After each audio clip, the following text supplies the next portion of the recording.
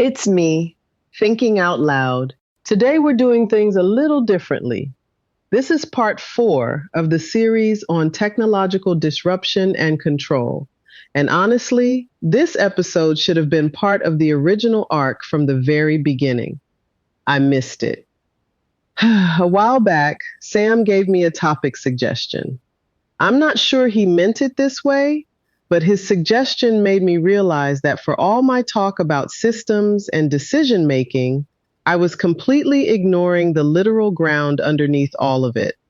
And the more I sat with that, the more I realized this was really a topic worth addressing. There is this strange, almost deliberate abstraction in how we talk about digital tools. We talk about the cloud as if it's this weightless, celestial ether floating somewhere above our heads. It's clean, it's seamless, but the reality is far more grounded. The cloud isn't vapor. The cloud has an address. It sits on land. It draws power from local grids. It drinks millions of gallons of water.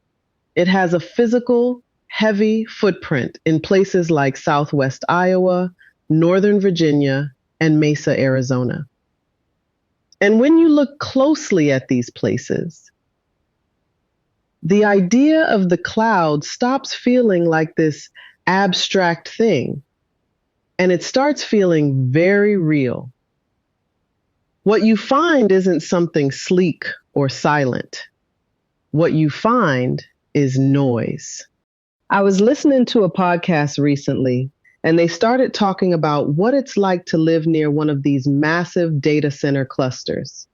They weren't talking about data transmission speeds or algorithmic breakthroughs. They talked about the hum, this relentless 24/7 low frequency hum and hiss from thousands of industrial cooling fans. It doesn't stop. It doesn't sleep. It becomes part of the air in a way that slowly wears on people. That hum is the sound of our digital transformation keeping itself cool. And this is where the conversation gets incredibly complicated, because the tension here isn't simple. There is a good, bad, and ugly to this physical expansion, and they are all happening at the exact same time. The good is real. These data centers bring massive infrastructure investment, tax revenue, and high-tech construction jobs to areas that often desperately need them. They are the literal foundation of modern capability. But then you look at the bad, the sudden, staggering strain on local resources. We're talking about massive spikes in electricity demand that can lead to utility rate hikes for ordinary residents and millions of gallons of water evaporated daily just to keep servers from melting. And the ugly? The ugly is the secrecy.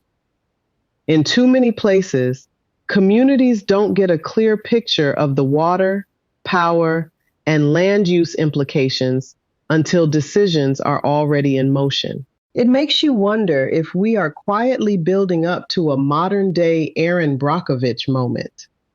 In fact, if you look online, you can already see the early stages of it.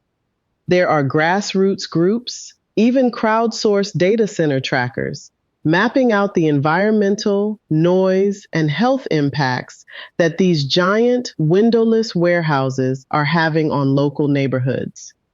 People are starting to push back against the depletion of their aquifers and the constant vibration in their living rooms. I don't have an easy solution to this, and I'm not going to pretend there is one. We want the speed. We want the AI. We want the weightless convenience of our digital lives. But that convenience is being subsidized by the peace, quiet, and resources of very specific physical communities.